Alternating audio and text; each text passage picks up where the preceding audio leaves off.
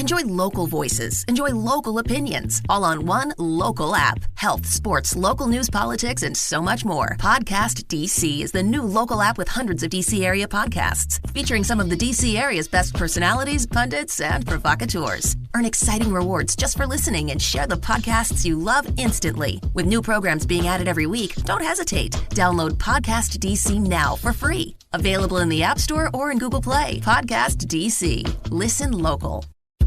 Say It Loud Network and Mino Lion Media presents Business First. Hi, and welcome to Business First with Sonia Aline. I am your host. Thank you for joining me. This is a podcast where we hope that we inspire listeners to think differently about how they approach business and how they serve their clients and their customers in the marketplace. Today, we want to talk about the launch. Yes, getting started, pulling the trigger, making things happen. That can be one of the most difficult parts of starting a business, is actually just getting started, launching and having the courage to just say, I'm going to do this. And so we have someone with us today who I think can speak perfectly to that and hopefully help you if you feel stalled in any way, shape, or fashion. I want to give you a little bit of background about her first. Marcia Cole has had a long and dynamic history in the media, beauty, and lifestyle industries as a writer and as an editor, having served in a variety of senior level media positions for companies that include Time Inc., Latina Media Ventures, and Fairchild Publications. Marcia today is a serial entrepreneur. As CEO, she runs Ivy Digital Agency, a boutique digital, social media, and content agency whose clients include and have included L'Oreal's Mazzani, BET, and the African American Film Critics Award. As a certified life coach, she is also the founder of Passion Meets Purpose, a nonprofit that brings coaching programs to homeless shelters. Her most recent endeavor is as co-founder of Fourth Phase, an after-birth gift box company created to help new mothers with much-needed postnatal support. Marcia, thank you so much for joining us. Thank you for having me. Pleasure to be here. Yeah, how are you? I'm good. It's a good day. Lots to do, and we're excited. We're excited about everything that's happening. So yeah, be good. Yeah. So I want the audience to hear about your business journey, but I'd also like us to talk a little bit because you have launched a number of programs and companies. You've also helped other people launch products and services. And so wanted to talk a little bit about, what is it that prevents people from, just jumping in and making it happen from your point of view, if you could think about that. Oh, absolutely. As many of the things that I've launched, there's also things that I've not launched yet.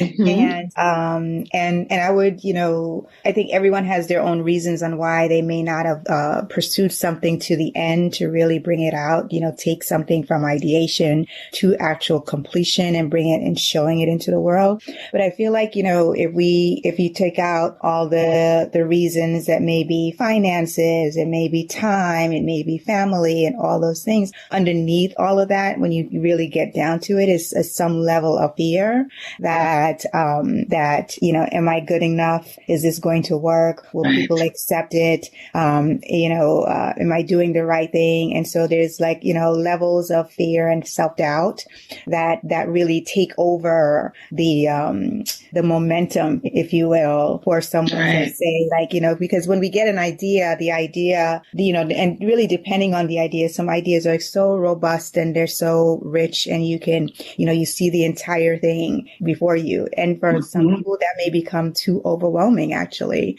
And so, and the reason why it may become overwhelming is because you're there are people who are they are the big ideas person and they're not necessarily the person who then can see every step that needs to occur in order for the big idea to actually come to fruition. So they bring other people in to fill in the blanks. If you are a person that big idea and you're able to see all the steps and all the the steps or you have an idea of the steps, whether you've done those steps or not, that all may become extremely overwhelming. And sometimes when people then find out what the steps are to bring something to fruition, it becomes overwhelming to them because there's so many moving parts for any project that you're bringing to life. And so the fear creeps in, the fear and doubt creeps in. Can I do this? I'm not sure I'm able to do this. And then they just stop, right? They move on. They go to, do the other things that they're doing or that's a part of their life, and they put it on the back burner. And so the issue with that though is,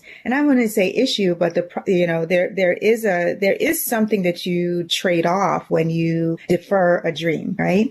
It stays with you, and it literally things that you don't like make manifest, like they become like, they're like little particles. To me, this is my belief. They're like little particles that stays within you. And sort of like the more you have one dream, two dreams, three dreams, four dreams that you haven't moved on, they weigh you down. And so it's literally like, you have your to-do list, and when you cross the thing off the to-do list, you become, you feel lighter. There is a physical reaction to it. And I think the same thing goes for ideas and dreams, that when we don't pursue them, they weigh us, it weighs us down. And so, and the biggest issue with that is that it doesn't leave room for other dreams and ideas, because that's now still filled by the one that you didn't pursue 5 years ago. And it's 5 years have gone by and you still haven't moved on it. And so,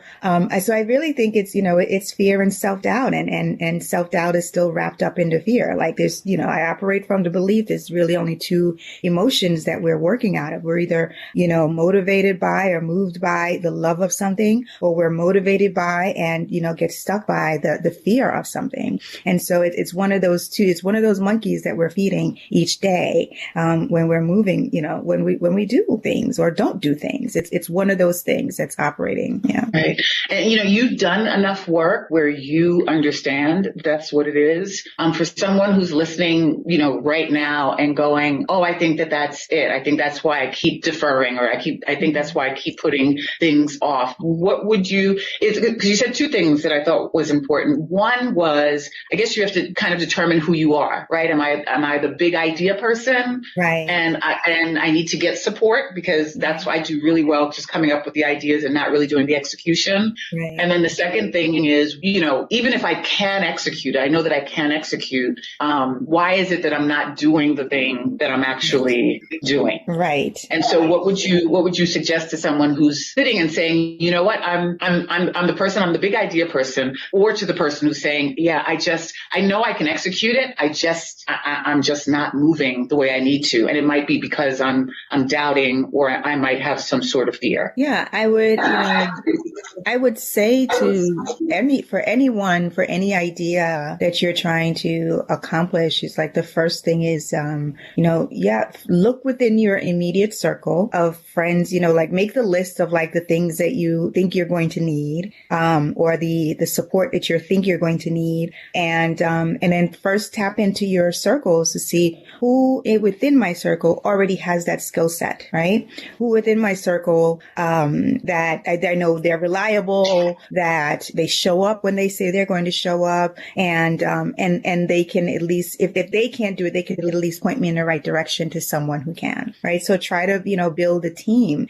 Ideas that are, I feel like when people are connected to the idea, they everyone is really willing to support in any way that they can, if they believe in the project and they believe in the mission that you have. I think sometimes we make the erroneous assumption that, support is not going to be there, for us. Mm-hmm. And also that just because we can do it, everything, or we can do all those things, doesn't mean that we have to do all of those things, right? That's because there's nothing quicker for you, or there's nothing more faster for you to get burnout by you doing everything yourself. Every business requires multiple hands, multiple departments, multiple people in order for it to be a success. And if you want it to really be a success, and then you're going to need the support. And I think what you just said is like, is so important to be be able to do the self-evaluation and ask yourself those questions, which a big part of that could be, well, how big do I want this to be? Because you may just want it to be, you know what? I just do this on the side. I do this on the weekends, and that's good enough for me. And that makes me happy, right? So nothing wrong with that. If you say, hi, I want this to actually be a really big thing, then a big thing is much bigger than myself. Like I can't make a big thing by myself. No one does that. I don't care if you just only see that sole person as the founder of that. They had a full on team. They had someone that dealt with the logistics. They had someone that knew the finances. They had someone to do all the marketing or hired someone over time to do so, even if they were, them and two other people or three other people. But find the right team who can help you bring your fruition, bring your dream to full fruition. There was an interesting point that you made as well, because we make the assumption that everybody wants a very big company. Right. And to have a successful business doesn't mean that it has to be very big in scope. It just means that you have to be clear about what your goals are for your business. And I think that's also very important. Like, I think I'm a person, when I get ideas, it's funny, you described me perfectly. I can see it, like it becomes very clear for me, but I don't know if I'm always really good in determining like how big I want it to be or what the scope is or, how far, this could take me. So I would imagine that would be excellent advice for someone to consider as they are beginning the launching process. Absolutely. And honestly, it's typically not the founder that's going to see the real big potential of something. Typically it's not. The founder, you have, an idea came down, it was downloaded. You're just like, yeah, I like this. I'm going to do this. I see it. I love to do that. And you connect with it and then you start moving towards it. But when you bring on those other voices, then they're able to really expand the vision and make you, see beyond what you are seeing. Remember, Mark Zuckerberg created Facebook as a way to identify people within that one college, right? Yeah, and exactly. It wasn't until Sean Parker, came along and he's like, no, we're going to have world domination. Right. What are we going to do? World domination. We're going to be so true, right? What a great example of. And I'm completely paraphrasing from, basically from that movie. But then it was just like, wow, it wasn't just like, you could do this now at Harvard, or then you can now collect all the Ivy League colleges. It was, no, we're going to connect the world. The world. Right. Yeah. What an amazing example, right? Of how like a really small idea could change the world, right?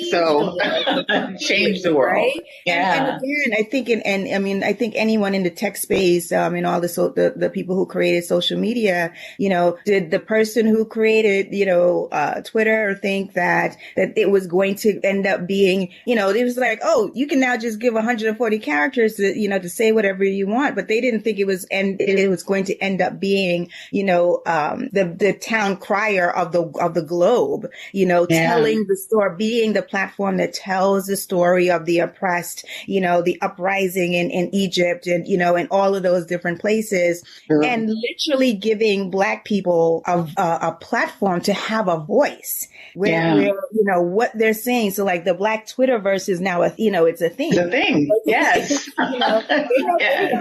That's what that was going to happen. And a thing that affects change and will implement change. And so you never know where an idea is going to take you or, what wings it's going to actually sprout once it's actually out into the world. But our job is to be able to bring it to the world. And the rub is that if you don't bring it, someone else will, right? And so, what's her name? Oh man, get the author's name. She wrote Eat, Pray, Love. Oh, Elizabeth Gilbert.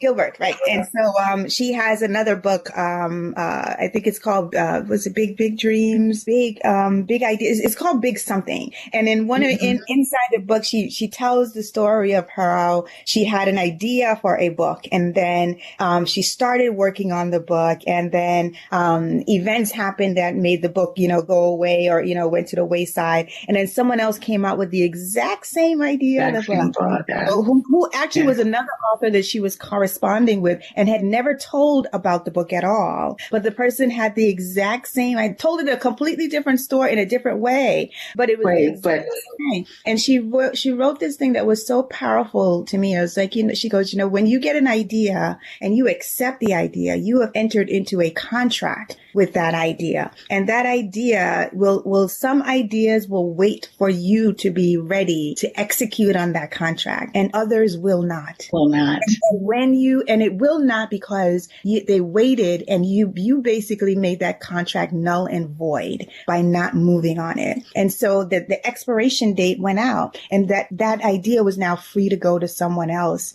who will then find a way to execute it. And so you have to then start thinking of your ideas. And some ideas, I feel like, you could put it to the wayside, and again, because it's still waiting for you. Yeah. It will still be there when you get the courage to do so. But other times it may not. I love that you brought that up, because Lisa Nichols also said something that's a core spiritual belief of mine as well. And so it's something very similar. But she said that when you get these ideas, or when you're inspired by these ideas, it's the universe, God has said that you're the person to execute. That we've decided that you're the one to do this. And so if you don't do it, the work still has to get done, right? And so it's got to go to someone else. So I used to hear someone tell this joke. I haven't been able to figure out if it's true or not, but it explains the point that we're making here, because artists get it all the time, right? And so they say that Michael Jackson used to say when he was inspired, he's just like, if I don't write this song, Prince is going to do it. And so it would move him.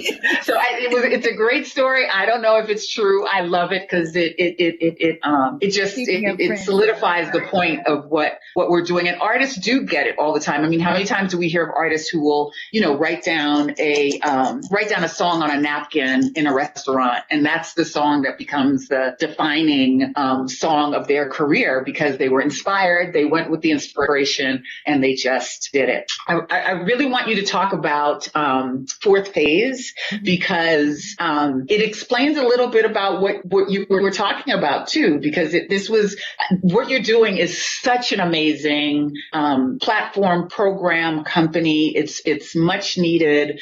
But there was a point at which you felt that you shouldn't have been part of the idea. But the way things kept going and kept happening, you are now the co-founder of Fourth Phase. So if you can tell us a little bit about that journey. Absolutely. And so Fourth Phase is an afterbirth gift box created to help new mothers heal, feel, and be heard.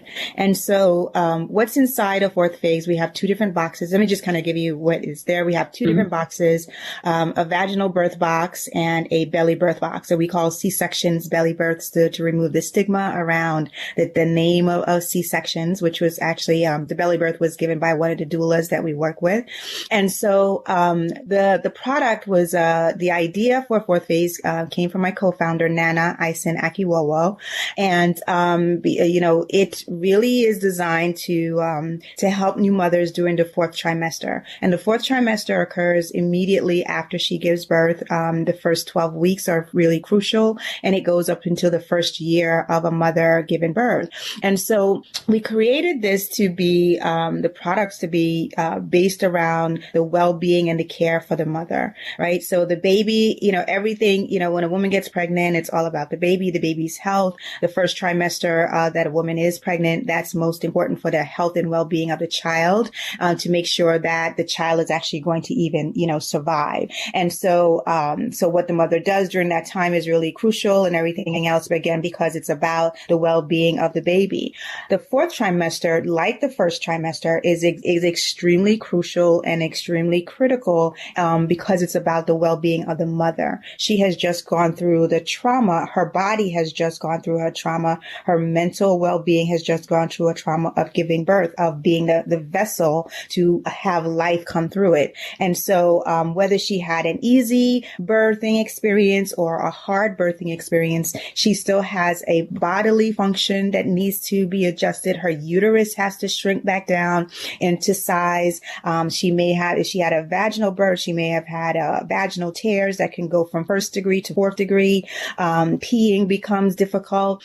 She may have difficult with latching, understanding or connecting with the baby. And so there's wide range of physical things that the woman goes through that no one talks about, right? And no one addresses. And it's literally like, the conversation around the 4th trimester usually revolves around postpartum depression, right? So, and there's like something severely wrong. But then there's a lesser degree of that called the baby blues, which again, the mother has gone through she has to emotionally reconnect with herself because she had life go through her. She pushed out this 9-pound, 8-pound baby. Her experience, depending on what that experience was during that time, was it pleasant? Did she feel vulnerable? Did she feel like choices were removed from her because then things were made? There's so many different things that can happen during that moment that she actually goes into labor. So we created this box to help her during this process. There are 12 to 14 products in there that's meant to heal her physically, help with lactation, pamper her, overall, just in case. There's a journal for her to write down her thoughts, to get those thoughts out. We created digital downloads for affirmations for her to say, again, for her to reground, herself on who she is as a woman, because there's a quote that is said, the moment a woman gives birth, she becomes a new person, right? The woman existed before, but this is the first time the mother has actually existed. Right. So she has to wrap her head around her new existence, her new being, while also taking care of a new infant, right? And so that's a level of multitasking and physical. So it's a lot of things that's going on with her. She's going to require more. Indigenous cultures understand this. In traditional African cultures, they don't do baby showers, but the village shows up when the baby has been born. In Animal Kingdom, I just, saw something where the elephant gave birth and the herd came around the mother while she was giving birth. And then they got the baby and they did the whole thing. And so they're all there, helping and understanding that there is a special kind of need that she's going to actually require. And so, a friend, my friend Nano had started, this was her idea. She had the logo, she had her palette. I called her on a whim, literally, to do a check-in, as a friend saying, hey, what's happening with that project? And, we had whiteboard, I think I explained, we had whiteboard, the various projects that she and I both were working on, just as a, brainstorming session, like this is what we want to do the next year and stuff like that. And okay, who do we know and who do we need to contact, all of those things. And, I had relocated the following year, dealt with some family issues, and then COVID hit. And so, when I checked in, it was really just like, what's going on with that project, which I normally do with friends, like saying like, what's happening? I hadn't heard about what's going on. And so she was like, I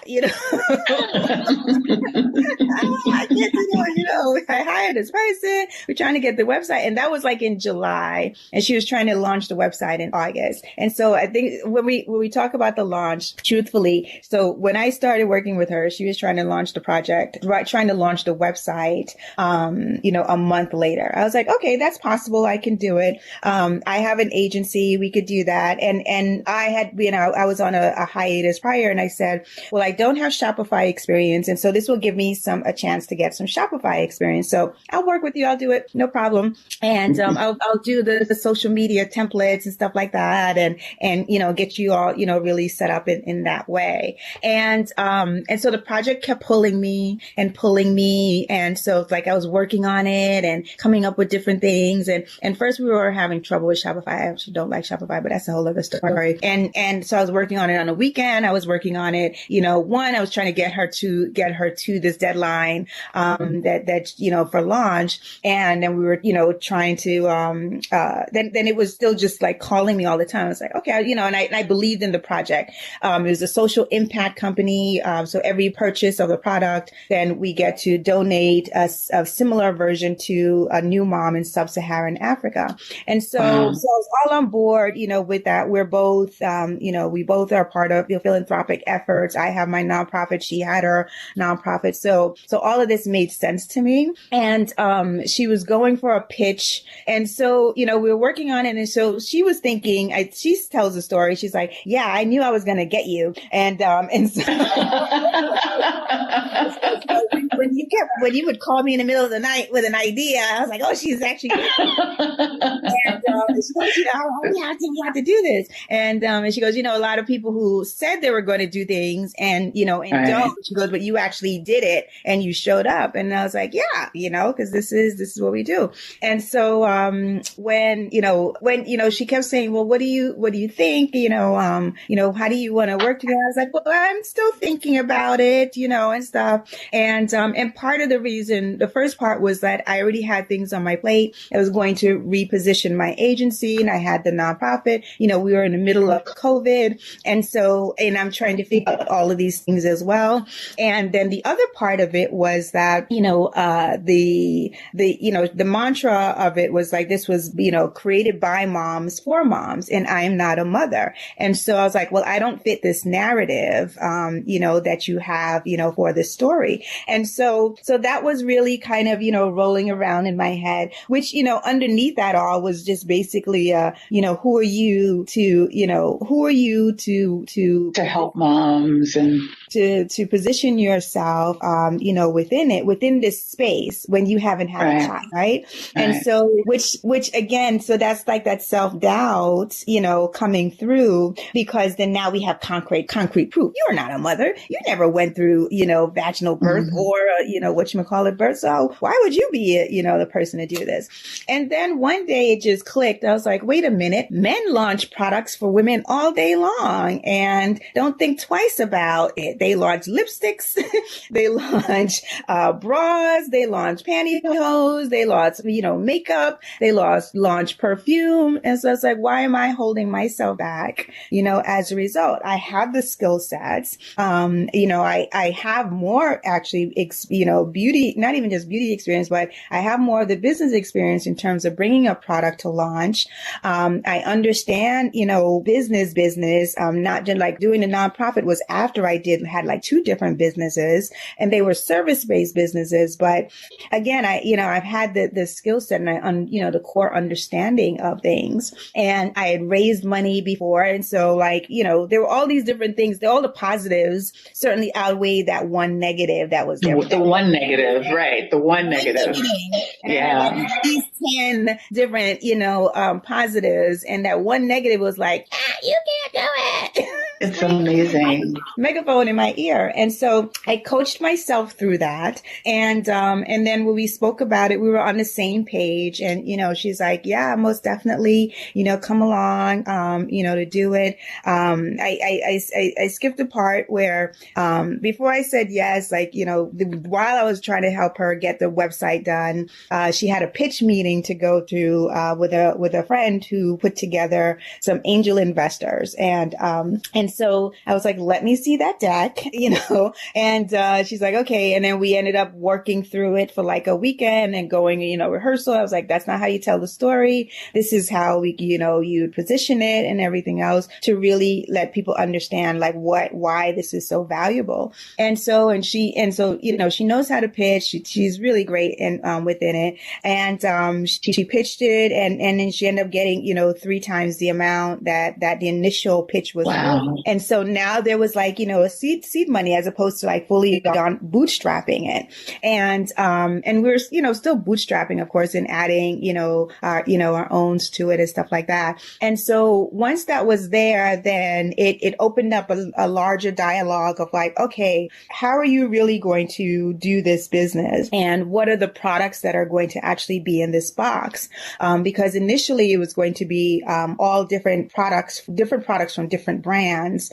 And so as a company, I was like, okay, I really need to see the numbers now and what your margins are with regards to the purchasing of products and what's going to, what the real valuation is going to be for this. And so when we went over all of that stuff, and I was like, it doesn't make sense for us to not create your own brandings, your own products within this box. Everything in this box, what you're thinking about, you can actually create it. And I have like I'm a herbalist, natural person kind of thing. So I had that training of like essential oils and herbs and different things that are healing. And so we created the formulations, then came up with the products, the product names, found the manufacturers for packaging and different things. And I said, it wouldn't be fiscally responsible for you not to go down the rabbit hole to just find out what it's actually going to cost you now from a wholesale perspective of like what,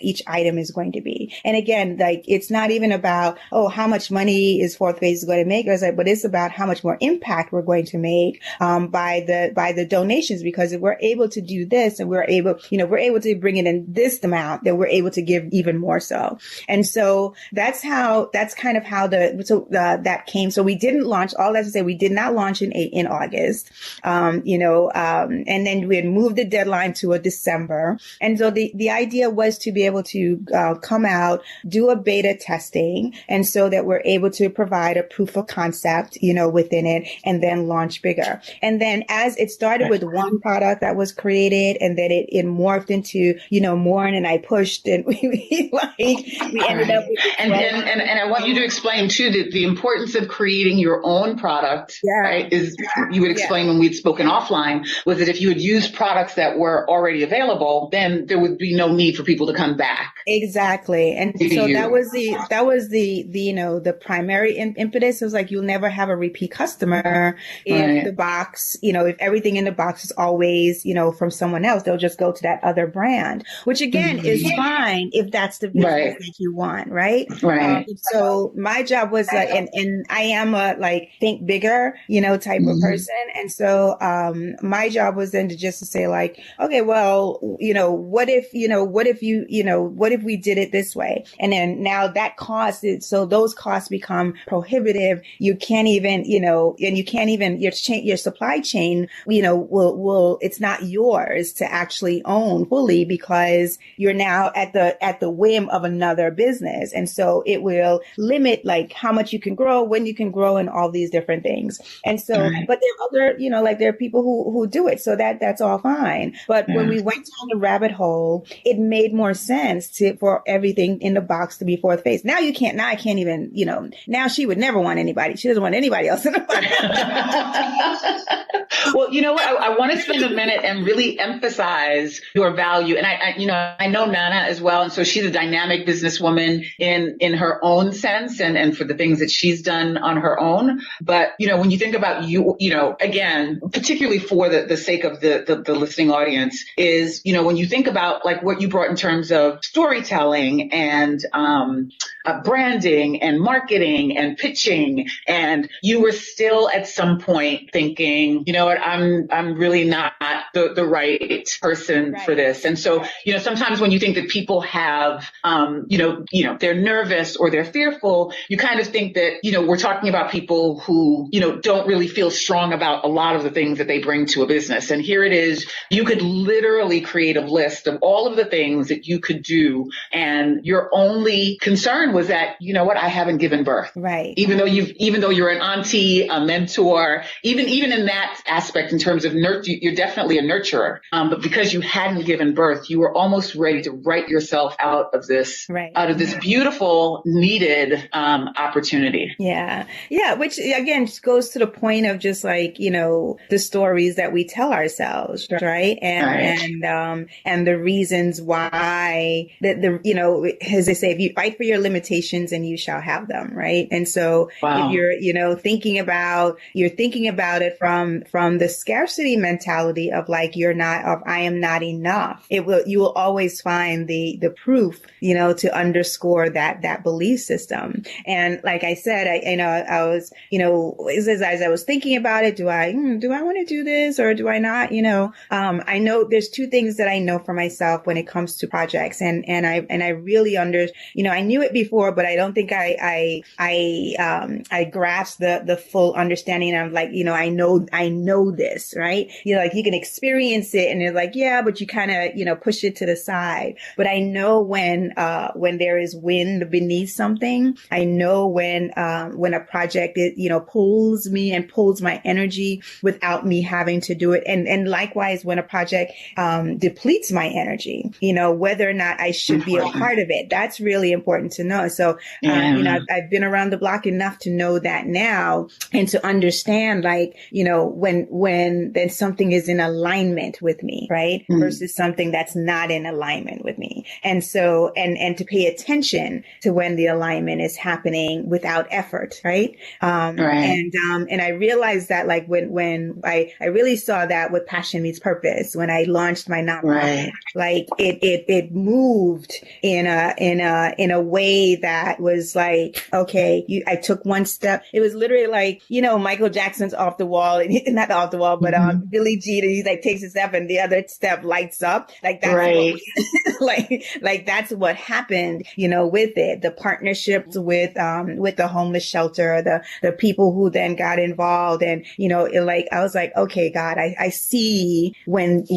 that's moving. And so when we become connected to those moments, then you know how to recognize it, and the moments don't become fleeting, where it's just like, oh, this happened, and it's like, oh yeah, this is cool, and this, I'm so blessed, and thank God. But you miss the signs, right? You miss the signs that like this happened this way, right? When something is not, when it's a wind beneath the wind, beneath your wings, and you're literally just walking, but you're moving at a rapid pace, there's signs that are happening all around you. And so it takes, it requires just like really connecting to that. And that makes all the difference, I think, for me to say yes, or fully no. And even within that, the doubt came in. But again, like I said, I was like, thankfully I had the tools to be able to coach myself down, coach myself out of the negative thought that was there, that was trying to disrupt it. Right. Tell us a little bit about Passion Meets Purpose. I can imagine that is very rewarding for you to be able to take these coaching opportunities into homeless shelters. When you think about people who might be thinking that they don't have the tools or they don't have the resources, I would imagine you're seeing a lot of that in a place like a homeless shelter. Yeah. And so can you talk about like maybe any breakthrough moments or aha moments or things that you noticed among people who were assuming that might feel hopeless? Like what happens when you're able to coach them or to give them ideas that can change the way they're thinking about their lives? My God, I don't think there's anything more like rewarding. That is soul work for me. Like that is that what I recognize with that. There was one time that we did the pilot program, and it was through the pilot program, and like I think in week 3, so it's an 8-week course. It's called Life by Design. And so the whole point is that we're helping them to see options and possibilities within themselves, that even though they're in these current circumstances, that they are not the circumstance, right? And so we go through a wide range of things each week. We're there for like 2 hours or so, with them. But I think it was like the week 3, and I was sitting there, and we're in our little circle. Our pilot program was done with Help USA, and I learned so much because there's a wide range of like what makes someone to be homeless. In Help USA, they were a part of a shelter. They lost their apartment from a fire, or maybe it was an illegal apartment, or their home was something of that nature. But they're people who are working, right? They just now were displaced from their homes. And so, it became a space for them so everyone is in resistance from being in the shelter, and they're angry about being in the shelter, and they're angry that their life has been disrupted. And so, the program created space for them to just kind of, be with themselves for a minute without everything else, talk through what was going on, and then for us to just show a shifting of the lens. And I remember thinking, first, like, I think the first one of the times we started talking, and one of the participants, she just started bawling, and so something that was said, touched her inside, where she understood, and she understood that, like, they actually have a choice in life, right? And that they can create new opportunities for themselves when they shift their thinking and shift the lens of how they're seeing their current life situation. And I remember, I think it was like literally like the third week after being there, and and you start to see things, kind of gelling and stuff with the ladies, and it was a space for men and women, but mostly women came, because women like to do self-help, and I remember leaving that place thinking, wow, my heart is so full from this. I said, I was like, what? I was like, wow, my heart is so full, and I'm so grateful to be able to do this work with them. And I felt that I was like, this is soul work. And I was like, this is very different from the work that I've always done, which I've always done work that I loved, right? So I've never done work that I didn't love. So I was always in a space of like, I love what I do. It's hard. Yes, but I still love what I do. But this filled my soul in a completely different way. And so, and I was like, wow. So, and I said, that's a different metric of success, right? So there was the, Marcia, former editor, magazine, digital, and all of that stuff, agency owner, which I was still doing, that while I was doing it. And, accomplished so-and-so, was, whatever titles and all of those things, all great. I said, but this, I said that, the real metric of success is like, does the work that you're doing make your heart sing? And I was like, that's a completely different level of satisfaction than what I had before, which again, I've always loved, but I'm like, but this makes my heart sing. And I never would have known that feeling had I not pursued it, right? I had no intention of creating a nonprofit that was coaching. First of all, I went through a coaching program to help me. Because I was hitting roadblocks as an entrepreneur that I knew at that point. I was like, I'm hitting this roadblock. I feel like I'm stuck, and I'm not moving or going after these bigger contracts like I should be. And like I have done previously, like something else is happening, and I knew that I couldn't get myself out of it. Right. And I knew enough that I needed, someone who can, show me some tools and help me see life see myself through some different lens. And so when I went through that program, that's when this whole thing opened up. And then I followed the inspiration that came that said, what if we're able to bring this into shelters and put that thing together? And then at the, once that program happened, so it's literally like, 6 months, 8 months later, I was in my first shelter and creating that 8-week program and going, through it. And then at midway through it, I see, like, wow, my soul sang as a result of that. And I've never had that experience before. So there's something to, again, just be like, you don't know what you're going to experience when you follow the idea or follow the inspiration and which road is really going to lead you down. And that is going to lead you to part of, purposeful work, overall. Right. So, yeah. Right. And so part of following the inspiration is being able to move. And so one of the things that I admire about you and I like about you is that you yourself are a coach, but you always are looking to be coached, to find programs that work for you, to be able able to move you through. And so I'd like you to share with our audience just the importance of that. I know not everyone can afford a coach, but just the importance of finding either a network or some sort of support that can just move you along, as you say, to follow the inspiration, to follow the dream. Absolutely. I would never start a business today. I would say this to everyone. I would never start a business without having the experience of working with a coach, having the experience of, if it's not been a coach, then being a part of some support groups. Like Facebook has like 1,000,001 groups. Find the tribe of the people, the type of the business that you're trying to do.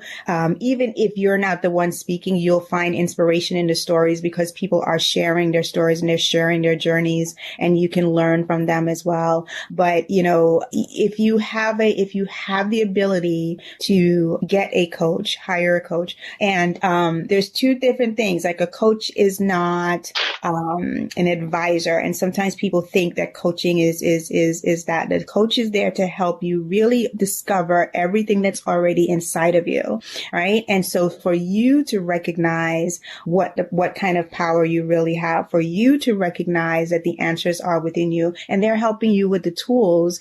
And the tools could be just about asking the right types of questions that will bring you to the real answer, that's needed for that breakthrough to actually happen.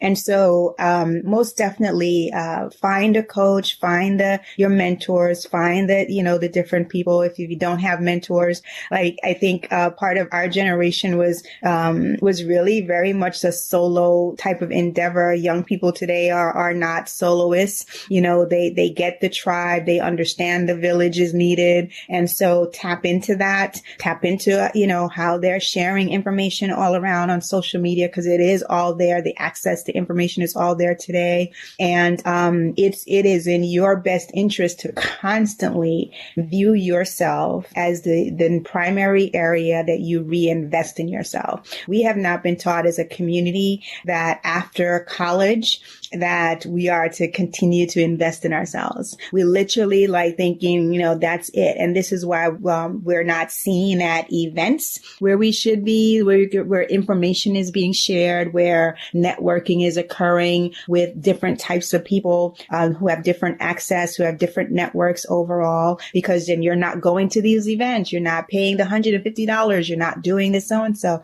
I remember one time writing out, I was like, we have a funny way of looking at money sometimes, with in how we utilize money. $150. Oh, we'll think nothing of it to buy a purse, but we'll balk at it if it's for a conference. And if a conference where that's going to give you access to people and places or different things that you've never had before or that you wouldn't typically have, why would you not be doing it? But now we have Clubhouse, so you don't have to pay anything and you can get on Clubhouse. The technology, technology has made it. I mean, we were talking about that earlier. Technology has made everything available. And so, it's important.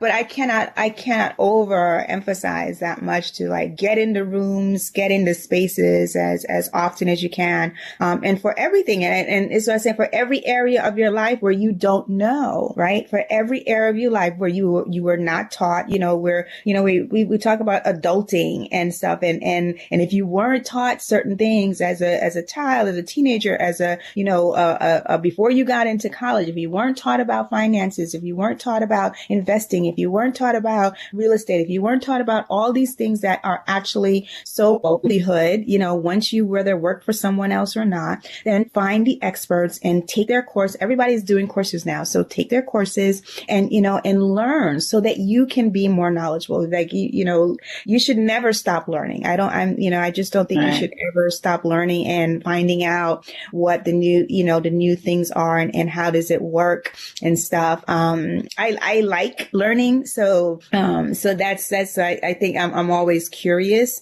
about different things. And so that comes naturally to me. Like my jam is I'll just sit here in the corner.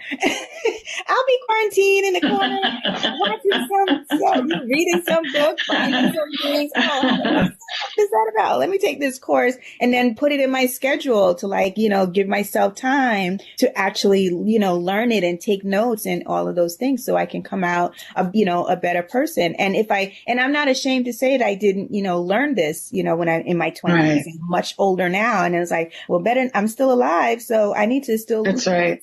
I need to still learn it. Right. So yeah, so I'm 100% for, get your coaches, find the coach that works for you, figure out the plan and always think about, how and who else you need to tap into who has more expertise than you do to be able to show you the right way. Well, we are also trying to build a community here where we support our listeners and we support our guests. So tell us just a little bit about, before we say goodbye, Ivy Digital. We get to talk about your agency so that people know what you do and can support it if they need it. Oh, awesome.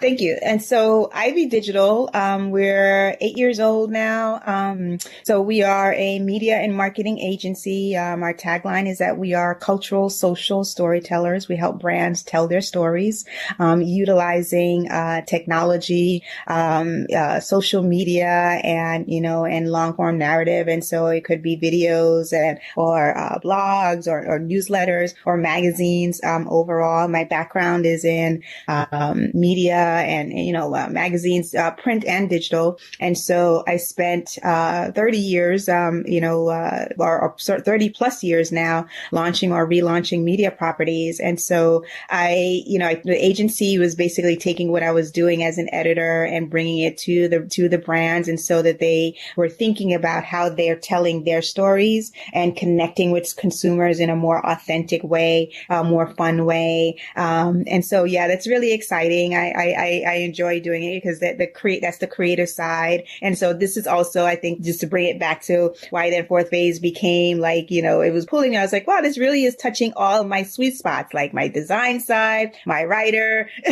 my brand marketing, the, social media. So it's really, touching everything overall. And so I enjoy doing that. We work with a wide variety of brands, from in the beauty sector, lifestyle, nonprofit. I'm particularly now even more so, very much keen into, things that have social impact. And so I want to be able to bring that skill set to that space. And so from politics to, people trying to help the world to be a better place. I want us to be, a voice in that and a resource for that for companies who are trying to do that. And so what are your social media handles for the business and for your nonprofit? Sure. So it's Marcia A. Cole, and that's MARCIA A. Cole, COLE. Ivy Digital is Ivy. IV is in Victor. Y is in Yes. Digital LLC. And Fourth Phase is Fourth Phase Box. And Passion Meets Purpose is Passion Meets Purpose Now. And so those are all we're on IG, Facebook, Twitter, and LinkedIn.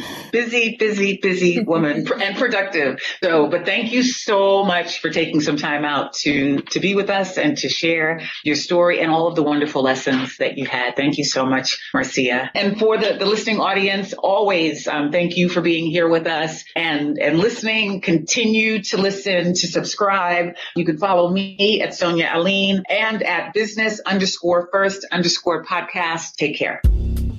Business First is hosted and produced by Sonia Aline. Associate producer, Lauren Turner. Edited by Ken Johnson. Executive producers, Omar Thompson, Andrew Kalb, and Ken Johnson. Find the Business First podcast on Apple Podcasts, Stitcher, Spotify, TuneIn, or wherever you get your podcast. The Business First podcast is a Mean Old Lion Media and Say It Loud Network production.